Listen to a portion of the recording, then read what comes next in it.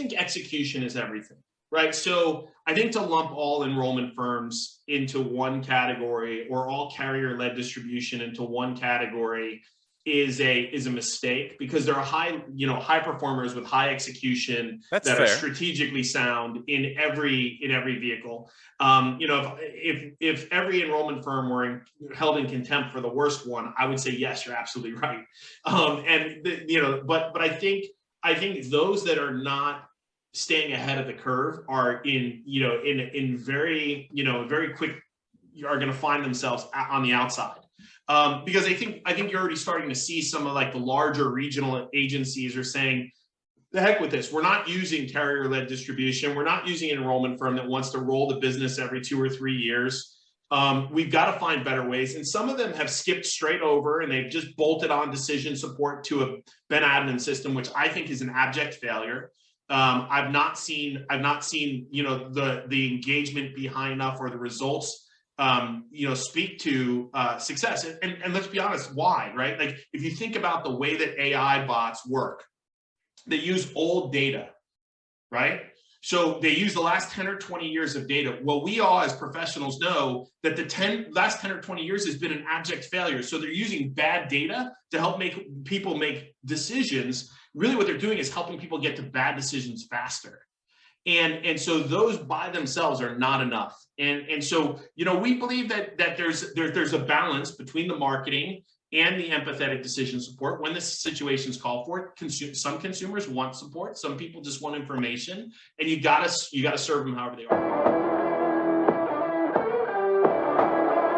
Welcome to the Rockstars Rocking podcast, powered by Voluntary Disruption, a show dedicated to people who are crushing their business and life goals.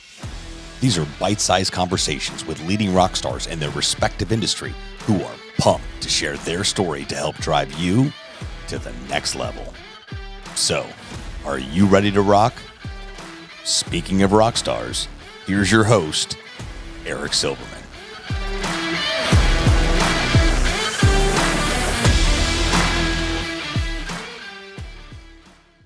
Hey, rock stars, welcome back to another episode of Rockstars Rocking, where you know it already. Come on, you know it. I always have the best top rock stars crushing their business, their life, their goals, everything and anything in between. And this week is no different. It's my pleasure to welcome you all to my good friend and long-term friend, I should say, and colleague, the one, the only Adam Michaels, founder and CEO of Enrollify, geography-wise based out of Southern California, but this guy's national. And just wait till you hear this story. What's up, Adam? How are you, man? Nice to be on with the Rockstars and to be amongst the list of other folks who've been joined you on this program. Appreciate it. Absolutely, man. It's my pleasure. I'm excited to chat with you, Adam. I mean, you and I go way back, dude. I mean, you've been, we all know you're a little bit older. I won't rub that in, but not much. as my dad says, it's not that you're older, you're just wiser, right? Correct. So for those that most people probably don't know, but I have said it before when I've talked to people, I actually met Adam when I started my journey in the employee benefits world. I was literally a 19-year-old intern, green as can be. Flash backwards, right? We need to put in some cool music there. Going back to, for me, 1999 or so. And dude, Adam taught my first training program. I can literally remember him standing up in a nice sized conference room with a bunch of interns, telling us how much money we can make and how great this industry is and the explosive growth it's going to have. And I tell you what, every damn thing he said came true. And it was a lot of work, but I'm so grateful that I stayed along for the ride. So I thank you for that, my friend. Listen, there's, I told that story a lot of times and to a lot of different people. And some people had the vision to see it and actually embrace it and really do the hard work to get there. So, you're one of the success stories for sure. And long after you and I parted ways, you carved your own journey. So it's humbling to be included as part of the process that led you to where you are today. So appreciate it. Yeah, man. Yeah, no doubt. So the question, I mean, I know some of these answers because I've known you so well, but tell everybody, I mean, how'd you get into benefits yourself? You started 3-4 years or so before I did. I mean, what was your story? Yeah, I mean, in terms of things I was going to be in, like this was nowhere on the list. I always jokingly say it was right after on the list after Catholic priest, which is funny when you realize I'm Jewish. So it's the last thing in the world I ever thought I would be. But I was always an entrepreneur. I was the kid on the back of the school bus selling bubble gum. I became a nightclub promoter in college, which really didn't coincide with going to class so much. So the closest thing I had to a 3.0 in college was my blood alcohol level. Kind of frustrated in college, I started, like you, looking for a way out that wouldn't piss off my parents and disappoint them. And I got an internship with a legendary guy who, paved the way and gave me an opportunity, saw in me the appetite, the desire, the work ethic, the willingness to pay the price. And I became a stockbroker actually at the age of 19. I got sponsored for my Series 7 license and then stumbled my way into the insurance business by accident because of Section 125 administration. And I had a degree in persuasion and understood the power of credibility and getting introduced by someone perceived as credible. So that naturally led me to worksite marketing and, really at probably the greatest time in the history of worksite.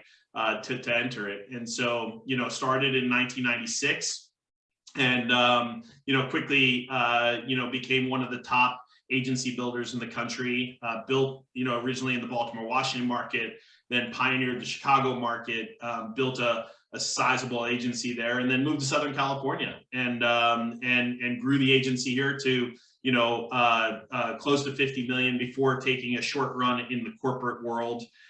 Just long enough to figure out that I didn't make a good corporate employee, and then launched Enrollify in 2019. So it was an awesome journey and way beyond my wildest imagination. And as much as I've tried to get away from insurance, it's kind of the subject matter expertise and where we find ourselves. And by the way, it's a heck of a way to make a living. No doubt. I mean, look, I remember when you left. I mean, I've obviously I'm in Baltimore, so I met you in the Baltimore area when you were running this area. And when you left to go to the greater Chicagoland area, the city of Chicago, and to run that organization, I was so impressed and excited for you, and you crushed it. And I'll never forget, I got I call it the tap on the shoulder, but it was virtual. So I got a phone call. This was before Zoom, guys. I got a phone call from the I guess technically the guy that you reported to. And he said, "Hey, Adam's gone. He's going to SoCal. I want you to come and run Chicago." And I remember the first thing I thought of was like, man, those are some really ridiculous big shoes to fill. And I didn't take that position, and I'm better for it just because of, you never know. The world has its way of working out, right?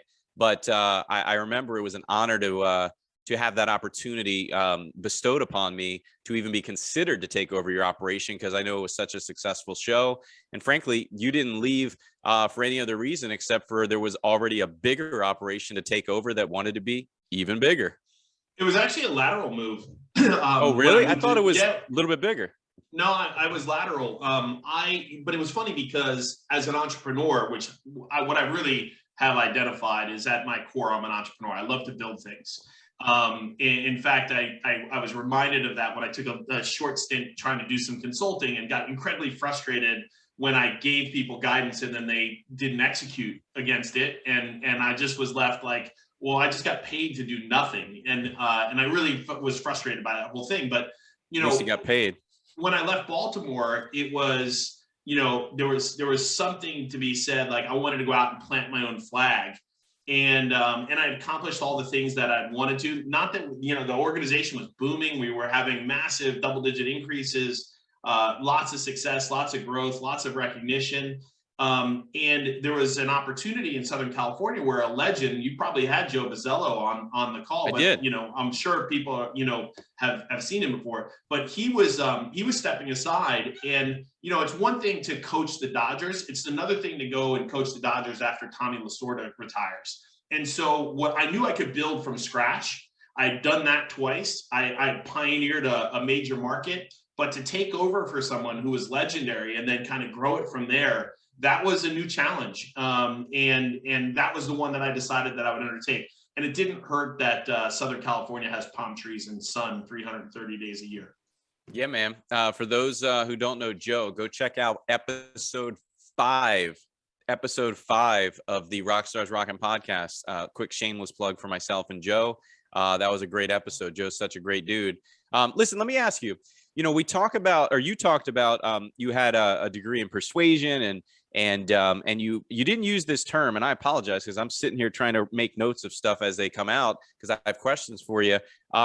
You said you have a degree in persuasion. You didn't use this term, but it reminded me of my term. And I always say that the power of borrowed trust, implied trust, is so powerful in sales and marketing, let alone insurance. This is beyond insurance. I don't remember the term you used, but you were talking about it a minute ago. Can you expound upon that? Yeah, so my degree is actually a communication degree. I always jokingly say it's a BS and BS, but really it was a psychology and communication degree. And what I grew to understand was that in order to have a successful persuasive event, in order for a transaction to take place, the most important element above everything is credibility. It's more important than friendship. It's more important, like credibility is where everything is. And as a 19, 20-year-old, right, establishing credibility was hard for me. And so I thought, well, how can I shortcut this? What's the hack? And the hack is the same for a 19-year-old as it is for a 60-year-old, right? It's being introduced by someone who's already perceived as credible. It's why getting set up on a blind date is so effective and why it translates so often to a successful relationship. And my thought was that there was one person in everybody's life that lived in a nicer house, drove a nicer car, knew more about financial matters than them. And that wasn't always their parents, but it was almost always their boss. And I thought if I could get the bosses of the world to introduce me to their employees, I'd have instant credibility. And ultimately that would lead to more transactions and more opportunity. And as long as you use that with good intention, right? As long as you don't abuse that credibility, it perpetuates itself, because then it becomes a referral, then it becomes, another relationship. And this is the essence. This is what I saw, before worksite marketing was the buzz, right? Before it was like branded worksite, which, by the way, I think we need to drop the word worksite now because everyone's working remote.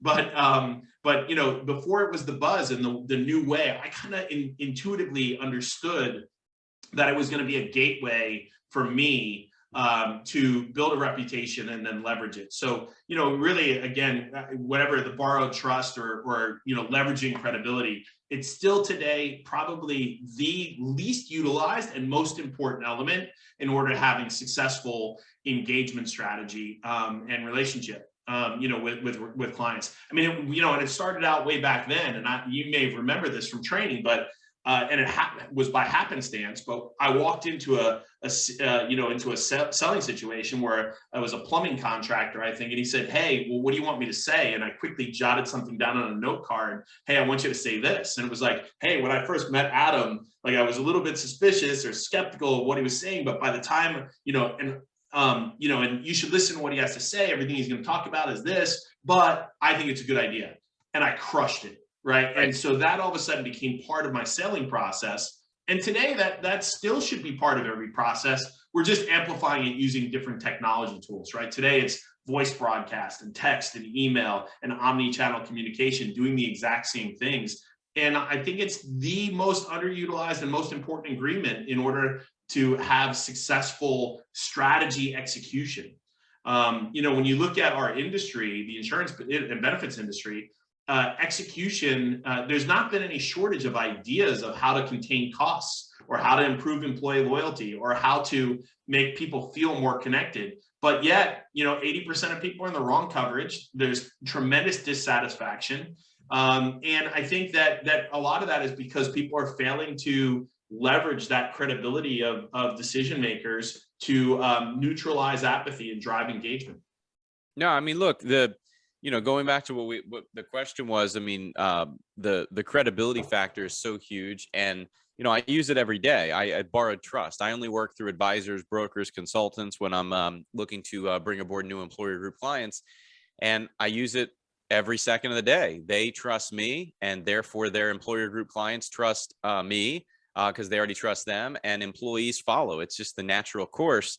And that credibility side is huge. I mean, back when I used to, run a large agency, I mean, every second of the day, and you did the same thing, talking to insurance professionals about borrowed trust and credibility and introductions, and not making just random cold calls. You have to figure out a way to make it more engaging and to warm it up.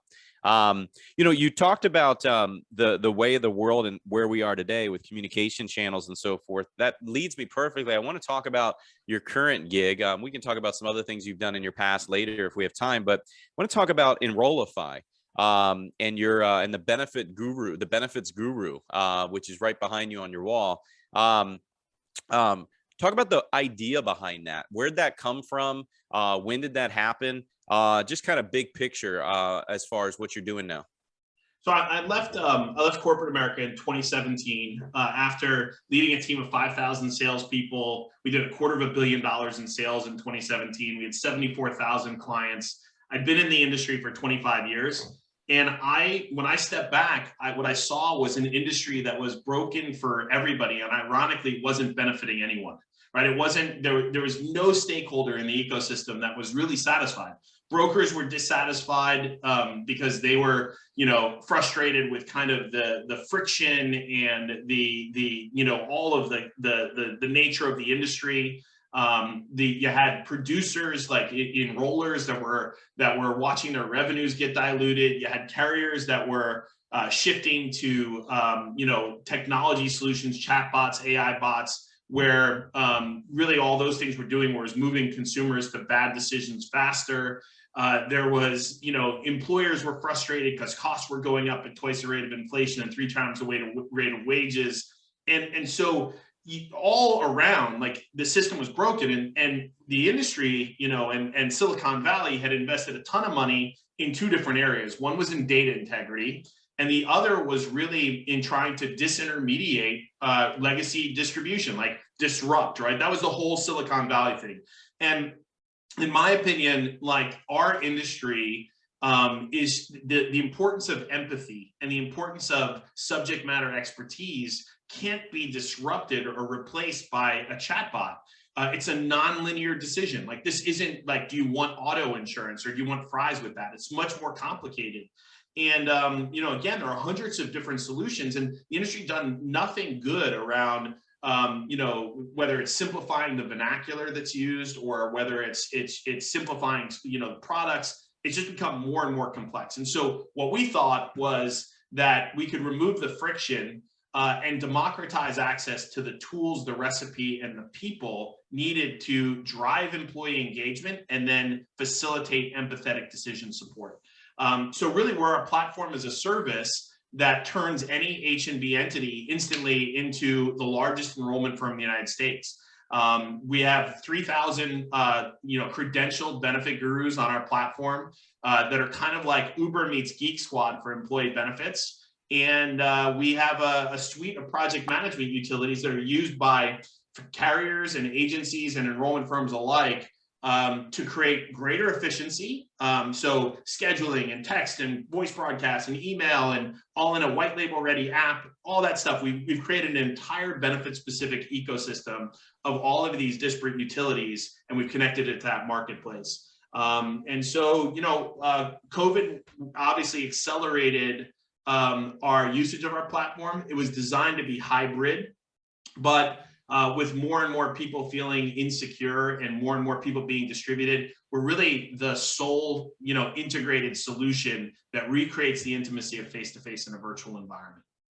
So, as far as communicating, I mean, what would you say to an advisor or a broker or consultant, or frankly, even a benefit counselor or an enroller, as they're called, who's still stuck, burying their head in the sand, going on site to an employer group, hanging a paper poster above the time clock and in the break room, which it's how I learned. You probably helped teach it. I mean, that's all that was available back 20 something years ago. But, what would you say when they're still, resisting that technology and don't give me the old, well, adapt or die. We all know that. But I mean, concretely, what would you say to take that baby step?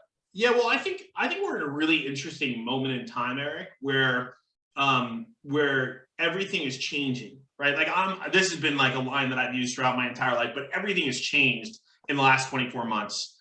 We've seen a massive acceleration of adoption of technology, like the one we're using right now, right in Zoom. So if you had kids in school or you had them, you went to a funeral in the last 24 months, good chance it was on Zoom. So truck drivers to And a wedding. janitors to white collar, like they've all kind of been exposed to this technology. That acceleration of adoption of technology has to change your business and the way that you think about things. I think the other thing is we're dealing with distributed populations for the first time. You can't do a lunch and learn or a benefit fair and think you're going to capture everybody.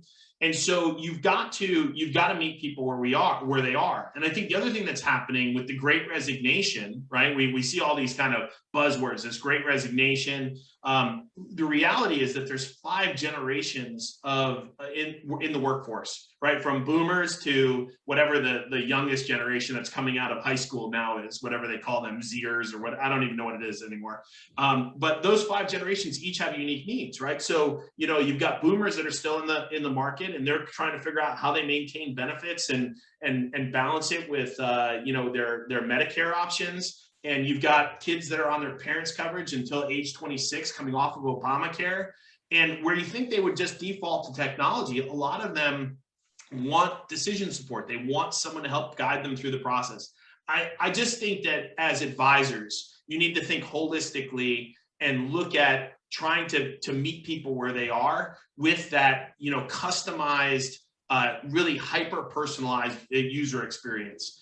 And our belief is that there's no one panacea. Like it's not you can't go to market with a single strategy, just like you can't, force every client into an HSA with a hospital plan. You can't force every client into an it's too expansive and too complicated to do that. And I think you got to look at the whole thing. But those advisors that understand that a successful engagement campaign includes omni-channel communication, marketing, decision support, all this stuff is key and instrumental in the entire bigger scheme of things. And reality is that it's all about how you position it, how you talk about it. But if evolve or become extinct, it's really just it's add things that are going to improve your position and your stickiness of your business, and hopefully also increase your revenue or watch your revenues erode. Yeah, I mean, I think the key that I have seen is you're right. I mean, a few years ago, to tell somebody that we're going to do an enrollment virtually, do it themselves online or use a call center of some sort, you would have tremendous resistance from a business owner or an HR department who would say, well, my employees don't know how to use technology and they don't have a smartphone and they don't know how to use an iPad and they don't know how to get on and make a call or do a Zoom meeting. Nobody knew what Zoom was before that. And you're right, the pandemic in a good way here. And, I don't want to say it was a good thing, but it was kind of a blessing to what you and I are doing in this part of the industry, because you're right. Some trucker who 3 years ago probably didn't know how to do it now knows how to do it. And it has nothing to do with employee benefits, but it's the same technology or similar technology. And look, Eric, also it's execution, right? There's well, for sure. What your agency does, what you do so well for your partners is marketing, right? You drive the heck out of marketing and you give people information to make informed decisions. That's your version of decision support. And you're dynamic. You don't choose a one size fits all, like cookie cutter strategy. Every client is different. Every suite is different. Every product set is different. And I think what you've brought to the strategy is the marketing and the agnosticism that is desperately missing, right? From so many firms that are only myopically focused on selling whatever product is going to give them the highest bonus or the highest revenue or whatever it is. And you're looking to win that relationship. I think that has to be central to the bigger strategy. No, you're right. Well, and that leads me to this question, and anybody listening, we're not here to insult anybody. We're just trying to give our opinion on the market. But, I'll ask you a question, right? Is a traditional, dare I say, status quo, old fashioned enrollment firm dead or dying if they don't try to do something a little more innovative than just have a bunch of enrollers running around the country, sitting down one-on-one, knee to knee with employees?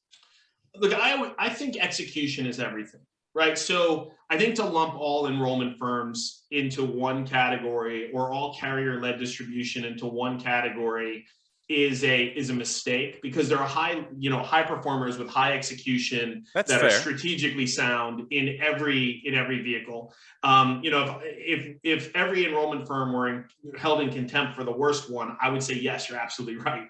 But I think those that are not staying ahead of the curve are in very quick are going to find themselves on the outside.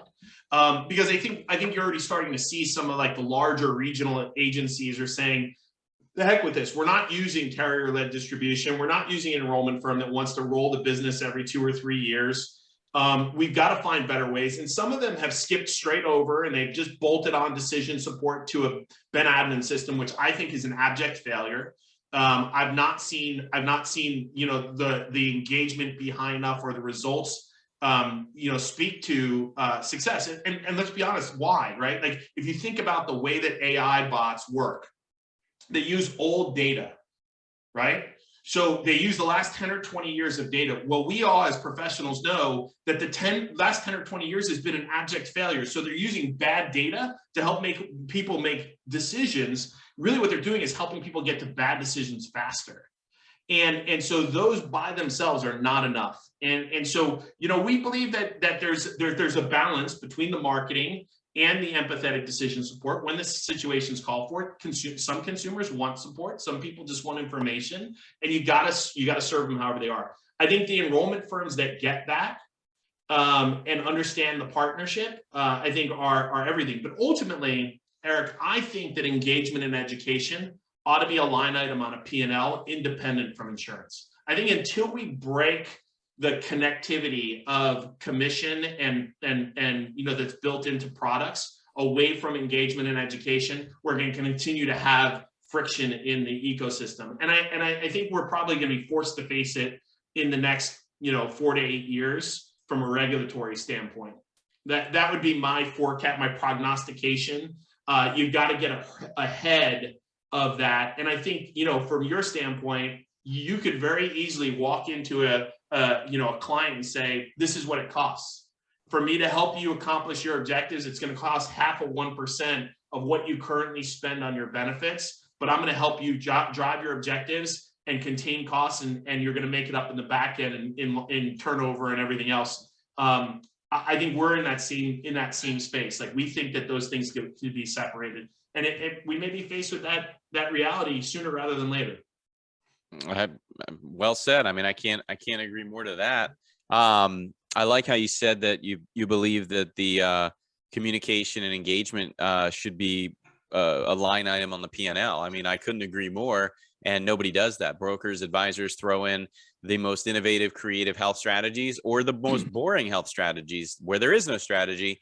But irregardless, it doesn't matter because it's all the destination. The journey is getting people to actually embrace the benefit, understand how it works, how it is best for them and their family, and to be engaged, to actually participate, particularly if there's an employee paid component. And nowadays, of course, there always is, or typically is, when it comes to not just major medical, but of course, any of the other various employee benefits that are out within the marketplace. So I like that a lot. A strategy without execution has zero value, right? So right. Again, we've come up with these great strategies for the last 2 decades. If you guys hear a lot of noise, this is the new reality of working remotely. My daughter's 9-month-old mini pig is outside my door trying to get in desperately. So if you hear weird things going on, I promise I'm not playing bagpipes. It's just the everyday household pig.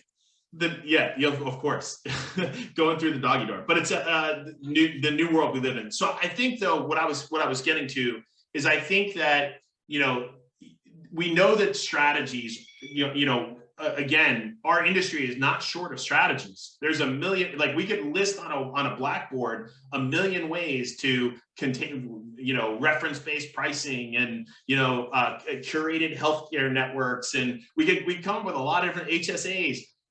but the problem is when 92% of people do default to what they did previously, that means your strategy is failing, right? And that's why costs continue to go up. And so I think what's happened right now is the industry has become addicted because of loss ratios that are not aligned with expense ratios. They become addicted to kind of creating the stuff rolls downhill, right? So the client doesn't want to pay for it. The broker doesn't want to pay for it. Let's get the carrier to pay for it. And I think that eventually is going to be replaced by fee-based management the same way it did in financial services. And if you can't justify the value you're bringing and line item it out, I think you're, long term, I think it's problematic. So talk to me about the world that we used to live in 100% of the time. Meaning, is there a future for a career carrier rep or a career enroller? And with that, kind of couple that together with your opinion on the idea that one-on-one in-person enrolling is somehow or some way still better, or is better than virtual, 100% virtual, which is, the way we've done it the last few years because we were forced to, quite frankly. Look, I think to call time of death on carrier-led distribution would be a mistake. I think they get to write the end of the script. And it's going to take them reimagining their go-to-market strategy and procuring the tools and the resources. And, I think, in the bigger scheme of things, I don't know that the appetite to make those investments exists in every, C-suite out there that's really, focused on returning value to shareholders or whatever else there is. So I don't think that it's dead, but I think it's on life support in some ways. And I think the biggest challenge that they face is that, the business isn't as sticky as it used to be. It's not as profitable as it once was. A lot of it's replacement.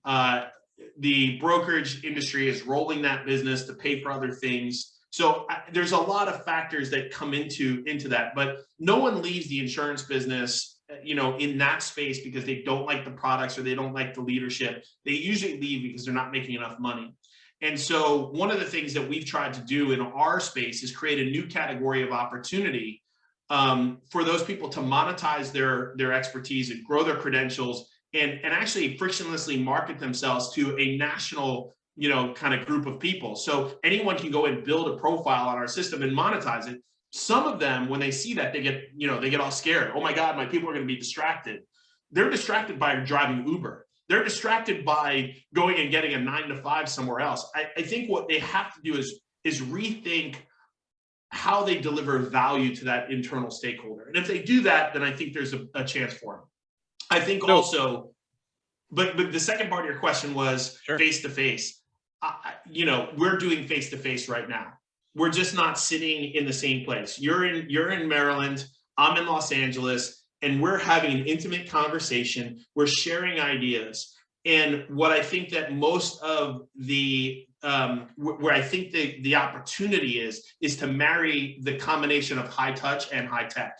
I think that's where the optimal outcomes, reside. So I think you can push people straight to technology, self-enroll. Here's the information. Go do it on your own. Create the kind of pathway for them that's going to, but ultimately you're driving them into a decision that oftentimes is going to be uninformed, and I think ultimately is not going to be as high quality or make them feel cared for as much as having a human interaction from an empathetic subject matter expert that is agnostic, that isn't focused on schlepping insurance, a cancer policy, but is focused on helping them navigate the tapestry of complex benefits that they're sitting in front of.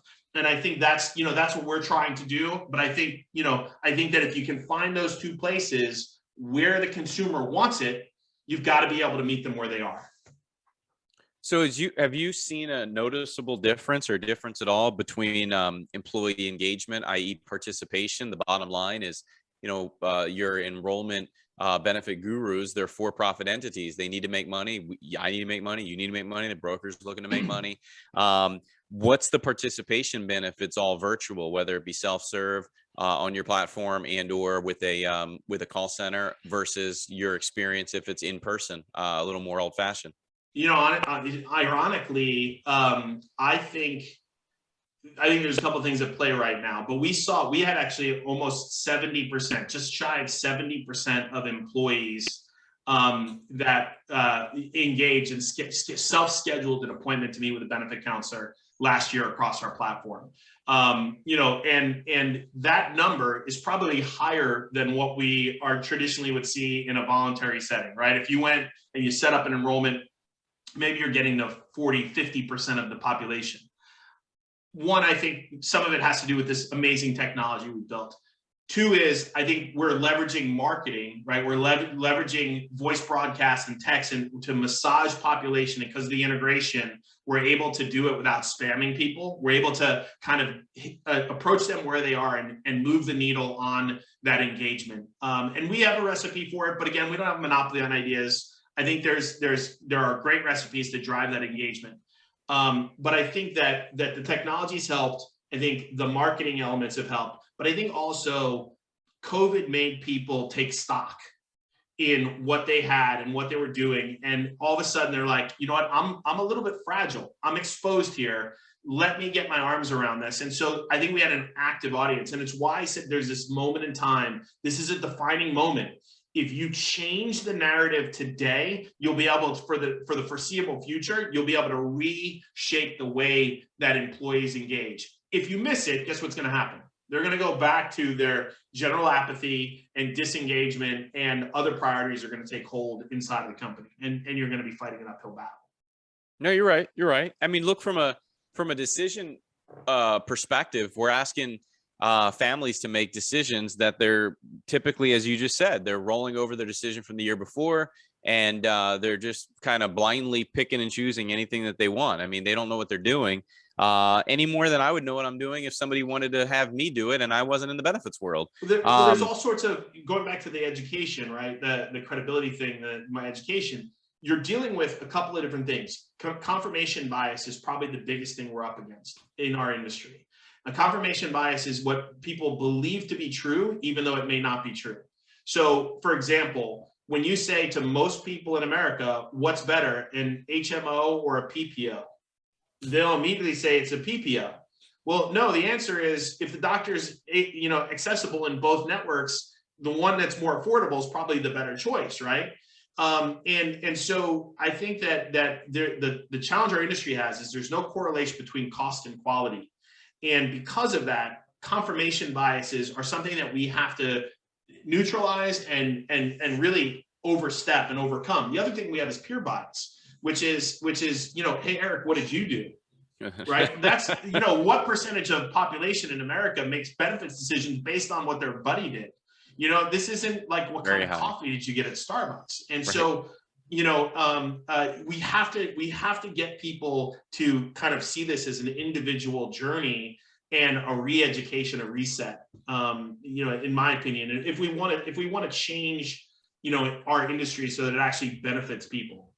No, you're right. You're 100% right. And that's, I cringe when I see friends of mine and colleagues and connections on Facebook, and they, I don't mind if they're like, hey, does anybody know a good plumber in such and such city that did a good job and was reasonable? That's fine. I mean, maybe I'm wrong, but that's okay. But when I see it for their health and their benefits, like, hey, I need a back surgeon. Anybody have a good back surgeon? And then the comments are like, oh yeah, go see Dr. Smith. He's fantastic. Oh yeah. Why? Well, his receptionist was really nice, and they had plants in there that looked like they were upkept, and they had really good magazines in the waiting room. Yeah. Like, what? Really swanky spot. What's that have to do with the quality and care that you would receive? Like, they were nice to you? What's their quality and doctor score? But this is the challenge for the Centivos of the world, right? These curated health plans, which are phenomenal, and the idea of them is awesome. But most people think they're just like the old school HMO, which they're not. Like, they're designed completely different.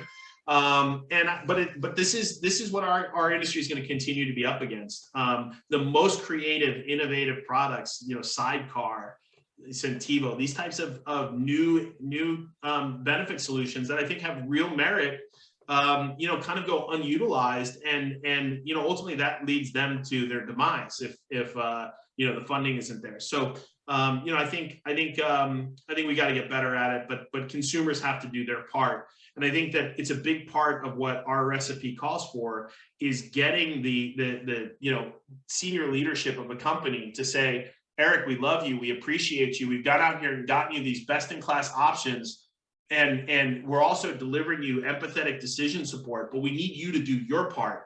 We need you to become an actively engaged benefits consumer. That call to action, wrapped in this appreciation and love, it really has become, one of the few times of the year that an employer can let their employees know that they're cared for, right? And that, that's the way we go, turn benefits actually into being benefits, is it has to be connected to caring. So as we start to wrap up, let me ask you, I really like what you're doing with your the way that you compensate your benefit gurus, your enrollers, your counselors, whatever term somebody wants to use. There's the traditional commission-based enroller where they hunt what they eat what they hunt, right? So they sell and sell and sell more, and they get a commission of sales. That's the typical traditional model that you and I grew up with. Then over the last many years, and it's been a long time now, you got per diem counselors and benefit gurus where, whomever, it doesn't matter who funds it, but somebody funds the counselor to get a per diem where they make a flat amount, maybe even including, or in addition, they get travel or a hotel, but they make the same whether they sell anything or not, which that, as you know, has always been the flagship that brokers want. A lot of brokers will say, well, I'm not going to have an enroller going into my clients if they're commission based, because all they're going to do is sell shit that nobody needs. Yeah, per diem, they feel better about per diem in their mind because they're not going to oversell. But you've introduced the idea of per seen and per sold, and I want you to expound upon that. I want your opinion on commission versus per diem, and then add in a third versus per seen, per sold. And actually it's per seen, per executed. So just like we said about this idea of engagement and education being a line item on a P&L, I also feel like there's a need to decouple execution from the sale of a product, right? And so what I wanted to do was create a more flexible way that you could mobilize human capital that you needed. And our system allows for commission, carrier commission pass-throughs. It allows for per diem. And then we created what I think is going to really translate to the future of the way benefit counselors get compensated, which is a per seen, per executed, which allows you to pay them for showing up and for their expertise and for their guidance, right? Regardless of whether they sell a product or not, but then also incentivize whatever it is in the journey that you want to incentivize. We know what we focus on ultimately we're going to drive, but that executed strategy might be getting more participation in an HSA, and that may have value to the employer, that may have value to the broker, that may have value to everyone in the process. We've had cases, quite frankly, Eric, where all they wanted us to do was help move people from a union negotiated PPO into an HMO with the HSA. They were all self-funded. They saw this massive, over expenditure of about $1 million because people that could have been in the HMO with the HSA would have been covered, had they used that modality. And it cost them $100,000 to save $1 million a year. There was no voluntary benefits, no incentives, but we allowed them to be able to get the engagement and education by having this new methodology. But again, most of the time it's still attached to some product, right? Some product and execution. But in the bigger scheme of things, for the benefit counselors that are in our ecosystem that are participating in this, they're economically better off than they would be if they were in a per diem situation, those that are executing at a high level. And they're not making as much money as they would in a commission situation, but we remove all the friction. We pay them daily. We're processing, we're handling all the back-end administration. So we've taken the burden of administration away from the enrollment firms or the agencies that are using need enrollers. And kind of managing all that. That's that whole Uber meets Geek Squad, right? So we handle all that stuff, and it makes, because of the accounting and the technology, it makes it viable to have this third new, improved way of going about things. And in a virtual setting, which has really been accelerated because of COVID, now you're not paying someone to, walk their dog or their pig. You're paying them for the work that they're doing, as opposed to, for sitting around all day and waiting for the phone to ring. Yeah, I mean, I've gone to, but when there were more prevalent many years ago, I'd go to benefit fairs and, I'd meet people, and the counselor's just sitting behind a desk with his feet up on the 6-foot folding table. He's feet up on the table, and he's reading the newspaper and eating his lunch. But he was doing that for 4 hours, and like just totally putting a fence up, the big newspaper in front of him, like a menu, and employees are walking by, and it doesn't look very inviting. Yeah, they drop a bunch of pens on the table and then hide. Yeah, totally. And it's insane. And then the employer says, yeah, well, we had counselors there to help. Well, they were per diem, so the guy didn't care. He read his newspaper while he got paid. So no, I really like that, and I'm glad you corrected me. Per seen, per executed definitely sounds better. I'm a marketing guy, so I love that better than per sold. But it's true. I think it's funny what the industry has done, right? The commission people have sold all the reasons that commission is superior. You're going to get better outcomes. You incentivize performance. And the per diem people have sold all the reasons why you want per diem. It's not as hard sell focused. Realistically, they both choose the methodology that they want. Commission people want to shift the risk of a bad enrollment to enrollers, and they want all the administration to be handled by the carriers. And the per diem people want a really simple math equation to do the administration. I got 10 days of enrollment, $300 a day, it's $3,000. My costs are fixed. I know exactly what it's going to be. And my administration on the back end is easy. Neither one of those is an ideal scenario. And hopefully we've come up with one that is more ideal in the bigger scheme of things. No, I like it. So listen, I appreciate you coming on, man. For those that haven't ever looked up Adam, check out Adam's website. He's got a couple. You still have your personal website, and then you have your company one, right? Yeah, company website's in the midst of a massive overhaul. We focused on building everything else before the website. We're 2 years into this thing, so website's going to get an overhaul. But check out Elevate with Adam, the series on YouTube, or you can find me all over the place. Adam H. Michaels. There's plenty of stuff out there. Yeah, we don't have time to get into it, but that was very helpful. And I don't know that the first day you recorded your first Elevate with Adam series, I don't know that you had Enrollify, My Benefits Guru, in your mind anywhere as a name or as a company. Maybe you did, but I know for a fact that it was a very engaging series. I hope you bring it back. I liked it a lot. You had thousands and thousands of subscribers and downloads and people watching it on YouTube. Guess you don't download from YouTube, but you get the point. I'm used to podcasts. But I got a lot of value out of it. And I can only imagine that helped expand your bandwidth with respect to folks that are now on your Enrollify system. Yeah, I mean, I used all that stuff, podcasting and YouTube and Facebook, really to try to amplify my strategies coaching when I led a team of 5,000 people. Right? There's how do you lead 5,000 people? How do you transfer skill set? How do you transfer knowledge base? How do you recreate the intimacy of the interactions you had that helped you succeed on a local basis on a more global basis? And it worked, right? We were able to really spread that, and the reach went way beyond my own organization, which was what I hadn't necessarily anticipated, and led me to other types of populations that had nothing to do with the insurance business. Frankly, we put it on hiatus because I felt like I had to focus elsewhere, and it is a major undertaking to do it. But I'm there's quite a few people that have said, hey, will you bring it back? I'll bring it back when I have something to say. And I think we're getting close to that. Getting back into the ring and getting punched in the face for 2 years as an entrepreneur, puts you in a different position than pontificating about all the stuff that you've already done and telling people, how they need to grow. So it's a refresher. And I think the question that I had to do was, do I want to bring people along with the journey, or do I want to get to a place where I can then focus back on it? I think we're almost at that place where we'll start to reinvent it and deliver value again. I think that's always been the focus for me, is to try to deliver value to any stakeholder, anyone who gives me their time, their energy, their effort. And so I appreciate the plug. Yeah, no doubt. Well, listen, this has been fantastic. You've said it all. I appreciate you.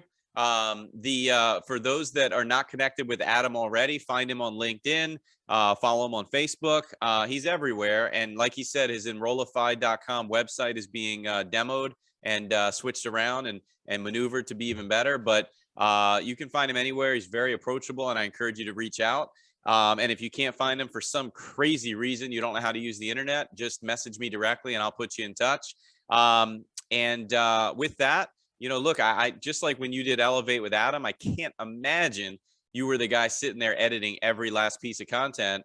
I don't do that for this. So for everybody behind the scenes at the Rockstars Rocking podcast, I appreciate you. I appreciate them. I'm Eric Silverman. That's Adam Michaels. And this has been another awesome episode of Rockstars Rocking. Thanks, everybody. Thanks, Adam. Thanks so much for tuning into this episode of the Rockstars Rocking podcast. If you haven't done so already, make sure you're subscribed to the show wherever you consume podcasts. And if you feel so inclined, please leave us a review. 5 stars would totally rock. Until next time, Rockstars, keep rocking.